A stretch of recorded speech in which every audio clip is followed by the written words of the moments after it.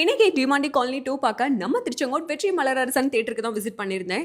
மூவியோட ஸ்டார்டிங்லேயே டிமாண்டி காலனி பார்ட் 1ஓட சில சீன்ஸ் எல்லாம் ரீகால் மாதிரி ப்ளே பண்ணியிருந்தாங்க. இதை தொடர்ந்து பிரியா பவானி சங்கர் அவங்க ஆசையா லவ் பண்ணி மேரேஜ் பண்ணிக்கிட்ட ஒருத்தர் மர்மமான முறையில் இருந்து போறாரு. இந்த மிஸ்ட்ரியை கண்டுபிடிக்கிறதுக்காக அவங்க தன்னுடைய ஹஸ்பண்டோட ஆத்மா கிட்ட பேச ட்ரை பண்றப்ப தான் அருள்நிதியும் பிரியா பவானி சங்கரும் மீட் பண்ணிப்பாங்க. இன்னொரு பக்கம் அர்ச்சனாவோட ரோல் ரொம்பவே சின்னதா இருந்தாலும் அவங்களுடைய ஆக்டிங்லாம் பார்க்குறப்போ அப்படியே பிக் பாஸ்ல பார்த்த அர்ச்சனா மாதிரி தான் எனக்கு ஃபீல் ஆச்சு. படத்தோட ஃபர்ஸ்ட் ஹாஃப் ஃபுல்லா அடுத்து என்னன்ற மாதிரி பரபரப்பா இருந்தாலும் கூட செகண்ட் ஹாஃப் டோட்டலா கொலாப்ஸ் ஆன மாதிரி தான் நான் ஃபீல் பண்ணேன்.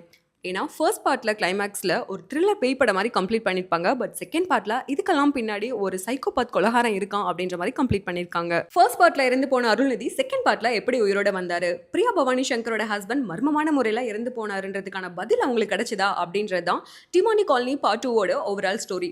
கூடவே தேர்ட் பார்ட் வரப்போகுது அப்படின்றதுக்கான ஹிண்டையுமே கொடுத்திருக்காங்க. டிமாண்டி காலனி பார்ட் 2ல